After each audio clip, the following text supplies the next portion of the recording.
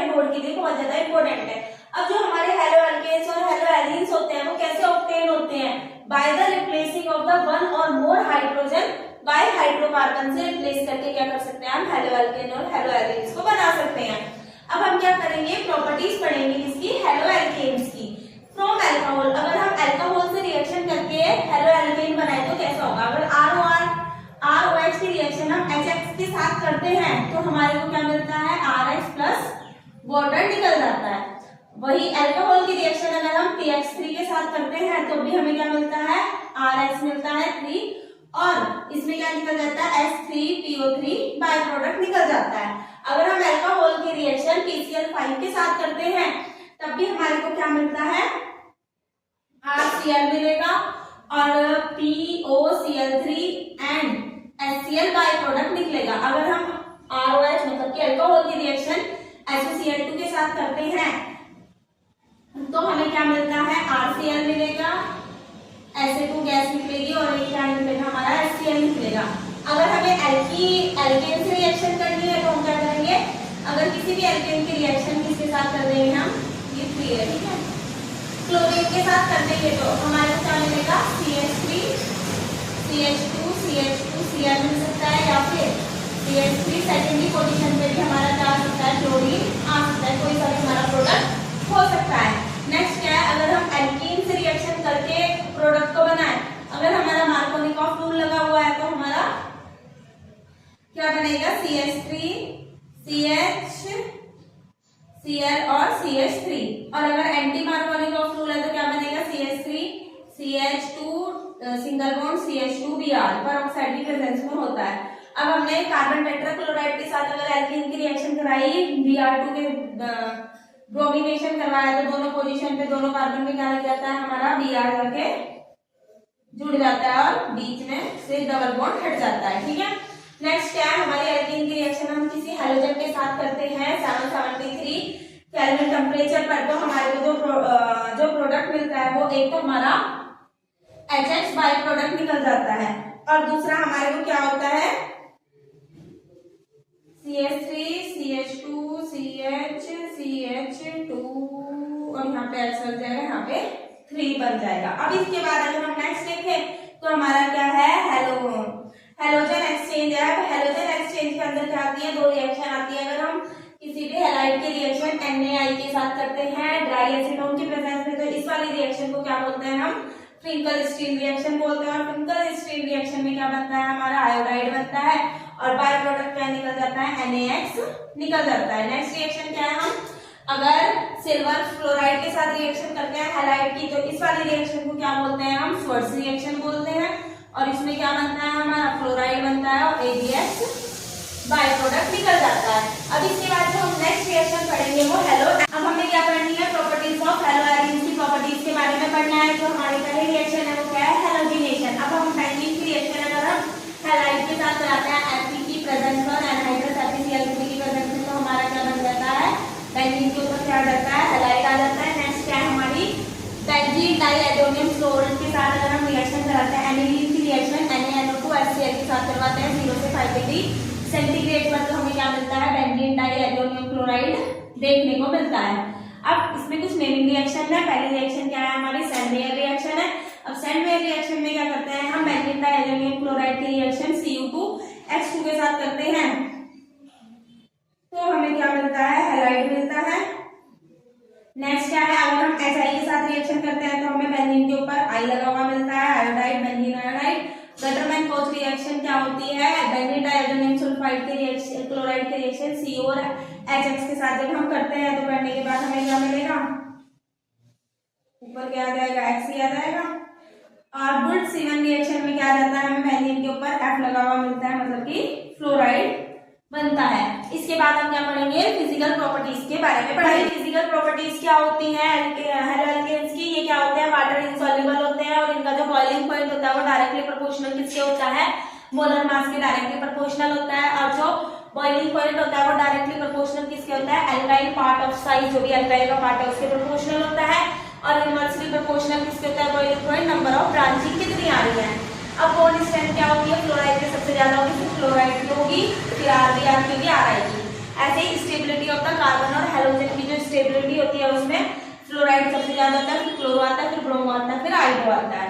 अब क्या होता है, जो बॉइलिंग पॉइंट होता है वो आयोडो एरियंस का सबसे ज्यादा होता है, फिर ब्रोमो एरियंस का होता है, फिर क्लोरो एरियंस का होता है, देन फ्लोरो एरियंस का होता है। जो मेल्टिंग पॉइंट होता है वो पैरा वाली पोजीशन का सबसे ज्यादा होता है, देन ऑर्थो वाली का, देन मेटा वाली का, यही लिखा हुआ है।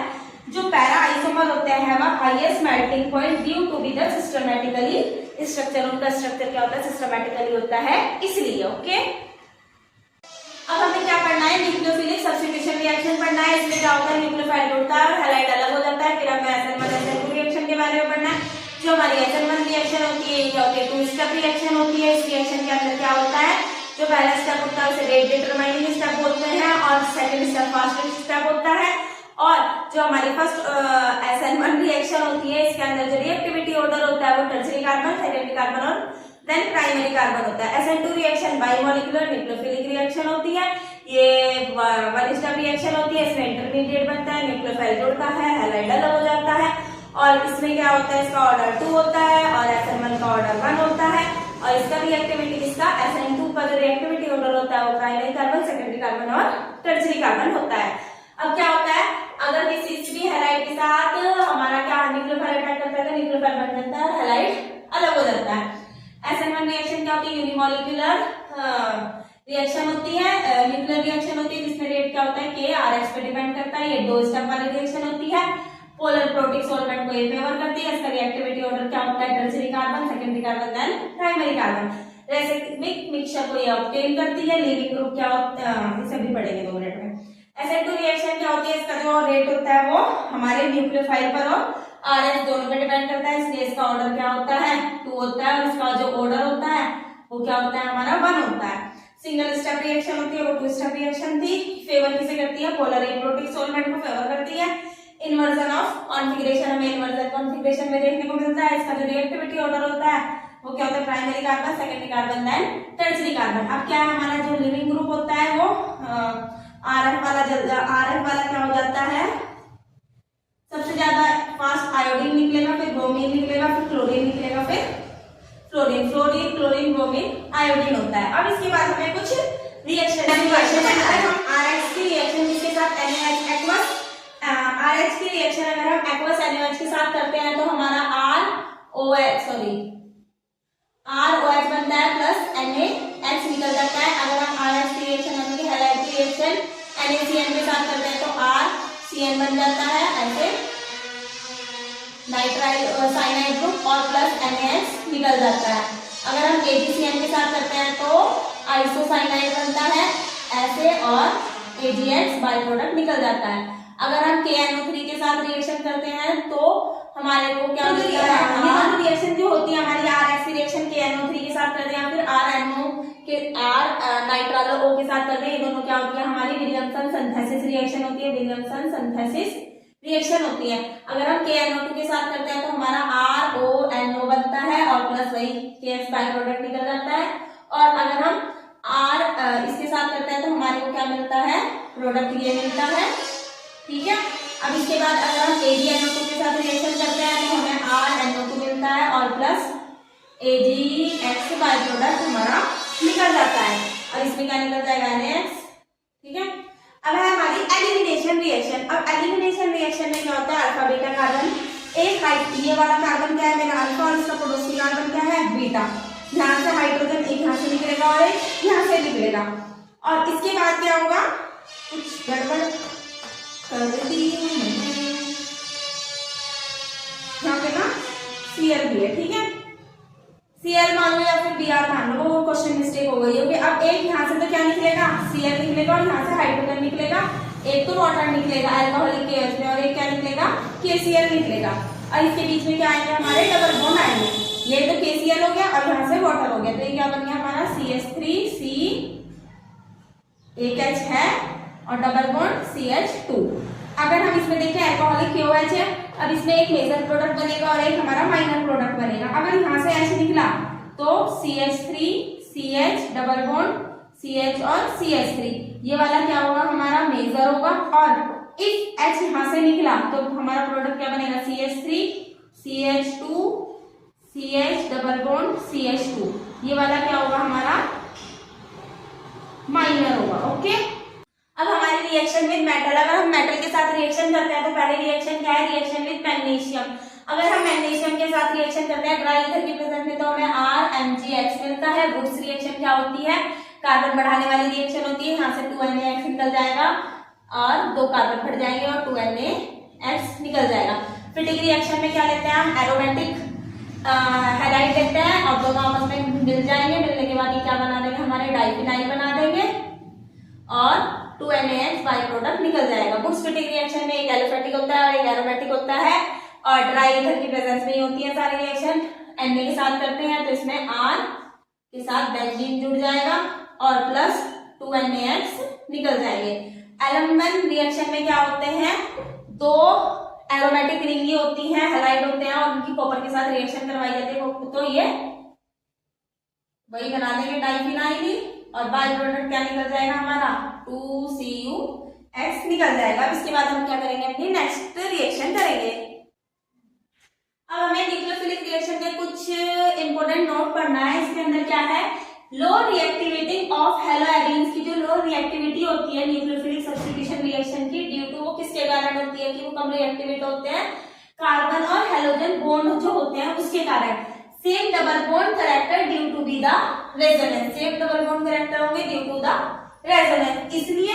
और presence of the electron withdrawing group, कुछ इलेक्ट्रॉन विड्रॉइंग ग्रुप प्रेजेंट होते हैं जैसे कि NO2CN at the ortho and para position, इसलिए जो पोजीशन होती है इंक्रीजेस इस रिएक्टिविटी टुवर्ड न्यूक्लियोफाइल, जैसे जैसे हमारी पोजीशन इंक्रीजेस होती है रिएक्टिविटी क्या होगी उतनी ही न्यूक्लियोफाइल की तरफ होती है। जो हैलोजन एटम होते हैं वो क्या होते हैं, स्लाइटली डीएक्टिवेटिंग होते हैं और ऑर्थो पैरा डायरेक्टिंग ग्रुप होते हैं। अब इसके बाद हमें इलेक्ट्रोफिलिक सब्स्टिट्यूशन रिएक्शन करनी है।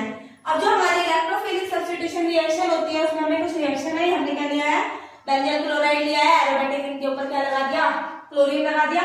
अगर इसकी रिएक्शन हम FeCl3 की प्रेजेंस में क्लोरीन के साथ करते हैं तो ऑर्थो और पैरा पोजीशन पे हमें क्या देखने को मिलती है, क्लोरीन देखने को मिलती है। पहली पैरा बना दी मैंने, दूसरी ऑर्थो बना दी, इसे ही क्या बोलते हैं हम, क्लोरीनेशन रिएक्शन बोलते हैं। नेक्स्ट क्या है, कंसंट्रेटेड NO3 के साथ करनी है H2SO4 की प्रेजेंस में। इस वाली रिएक्शन को क्या बोलते हैं हम, नाइट्रेशन बोलते हैं। एक तो ऑर्थो पोजीशन पे लगेगा और एक यहाँ पे तो Cl है, यहाँ पे NO2 लगा दिया और एक NO2 कहाँ लग जाएगा मेरा, पैरा पोजीशन पे लग जाएगा, यहाँ पे Cl है, इसे क्या बोलते हैं, नाइट्रेशन। कंसंट्रेटेड H2SO4 के साथ अगर हम रिएक्शन करते हैं तो इस वाली रिएक्शन को हम क्या बोलते हैं, सल्फोनेशन बोलते हैं। Cl तो यही रहेगा, यहाँ पे क्या आ जाएगा SO3H और फिर से बेंजीन बनाना है, यहाँ पे तो Cl रहेगा और एक कौन सी पोजीशन, पैरा पोजीशन पे क्या आ जाएगा SO3H, इसे क्या बोलते हैं, सल्फोनेशन बोलते हैं। नेक्स्ट क्या है, अगर हम CH3Cl के साथ करते हैं एनहाइड्रस AlCl3 की प्रेजेंस में तो इसे फ्रिडल-क्राफ्ट एल्काइनेशन बोलते हैं। तो इसमें भी क्या हो जाएगा, हमारे को ऑर्थो और पैरा पोजीशन पर ही CH3 देखने को मिलेगा, जैसे कि ये Cl और यहाँ पे CH3 और दूसरा ये Cl और यहाँ पे CH3। नेक्स्ट क्या है हमारी, CH3COCl के साथ रिएक्शन करानी है एनहाइड्रस AlCl3 की प्रेजेंस में। इस वाली रिएक्शन को मैं थोड़ा यहाँ पे कर दे रही हूँ, इसमें भी ऑर्थो पैरा पोजीशन पर ही क्या रहेगा, COCl बनेगा, यहाँ पे CH3CH3Cl और दूसरे वाला क्या होगा, यहाँ पे तो आपको दिख भी नहीं रहा होगा, एक तो ये रहा और जो दूसरे वाला है वो क्या होगा, कुछ इस तरीके से होगा, CHCl और यहाँ पे CH3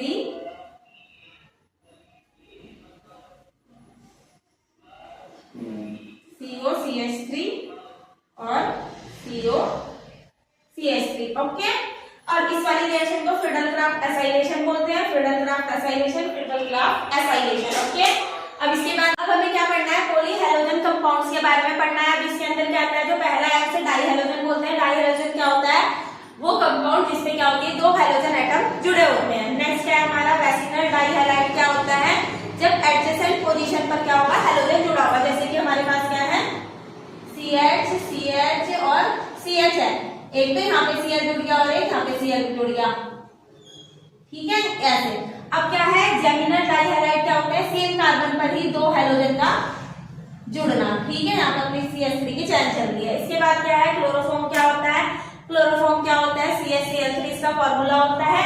ये क्या होता है, slowly oxidising by air, air में क्या होता है, धीरे धीरे ऑक्सीडाइज होता है प्रेजेंस ऑफ लाइट की प्रेजेंस में, और ये एक्सट्रीमली क्या बना देता है, पॉइजनस गैस बना देता है, जिसको हम क्या बोलते हैं, कार्बोनाइल क्लोराइड बोलते हैं। इसे ही हम क्या बोलते हैं, फॉस्फेट गैस बोलते हैं। जब क्लोरोफॉर्म की रिएक्शन यहाँ ऑक्सीजन के साथ हो जाती है तो ये COCl2 और 2HCl को निकाल देता है। ये वाली जो गैस है इसे क्या बोलते हैं, हम फॉस्फीन बोलते हैं। इसके बाद क्या है, आइडोफॉर्म, जो आइडोफॉर्म होता है CHI3 को आइडोफॉर्म बोलते हैं। ये क्या होता है, येलो कलर का क्रिस्टल होता है और ये सॉलिड होता है, और इसकी क्या होती है, अनप्लेसेंट ऑर्डर होती है कैरेक्टरिस्टिक। अब क्या होता है, जो कार्बन टेट्राक्लोराइड होता है इसको CCl4 भी बोला जाता है, कलरलेस ऑयली लिक्विड होता है। और नेक्स्ट क्या है हमारा, फ्यूरोन है, फ्यूरोन को कार्बन है, और नेक्स्ट क्या है हमारा, फ्यूरोन है, फ्यूरोन को कार्बन टेट्राक्लोराइड बोला जाता है। और इसमें क्या होता है, कार्बन टेट्राक्लोराइड होता है मेथेन के और इथेन के, और इसमें क्या होती है, कलेक्टिवली जब हम इसे कलेक्ट कर लेते हैं तो इसे क्या बोला जाता है, फ्यूरोन बोला जाता है। नेक्स्ट क्या है हमारा, DDT है, जो DDT होता है इसका पूरा नाम क्या होता है, डाइक्लोरो डाइफिनाइल ट्राइक्लोरोइथेन। ये क्या है, इसका फॉर्मूला है, डाइक्लोरो डाइफिनाइल ट्राइक्लोरोइथेन।